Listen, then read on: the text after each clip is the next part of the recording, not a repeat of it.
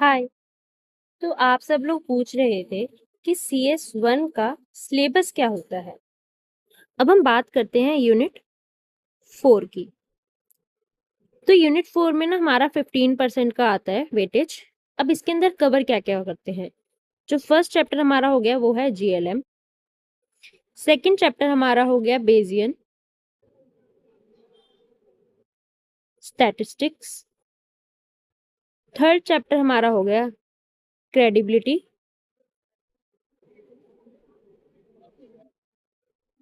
Theory. Fourth chapter हमारा हो गया एम्पेरिकल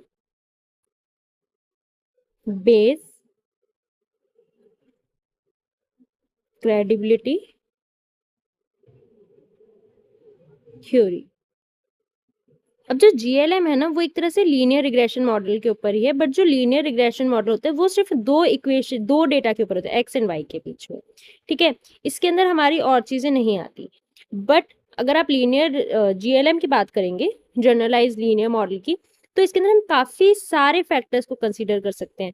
सपोज अगर हम एक पॉलिसी डिसाइड करते हैं तो क्या सिर्फ एक हेल्थी फैक्टर होगा, मतलब एक हेल्थ फैक्टर हो गया, एज फैक्टर हो गई, बट उसके अलावा अगर वो ड्राइविंग स्किल्स हो गई उसकी, ठीक है, साथ में ड्रिंकिंग हैबिट्स हो गई उसकी, फैमिली में कितने लोग हैं, मतलब फैमिली का प्रेशर क्या है, जॉब है कि नहीं है, तो ये सारे फैक्टर्स भी तो होंगे अगर हम एक पॉलिसी के लिए प्रीमियम डिसाइड कर रहे हैं। तो सब फैक्टर्स को इंक्लूड करके एक मॉडल बनाना, फिर उसके बाद देखना कि कौन सा फैक्टर अननेसेसरी है, कौन सा नेसेसरी है। तो ये सब चीजें हमारी GLM के अंदर कवर होती है। जनरली जो GLM है वो आप बहुत कम चांसेस होते हैं कि आपके थ्योरी पेपर में आए, बट GLM ज्यादातर हमारे आर वाले एग्जाम्स में आता है।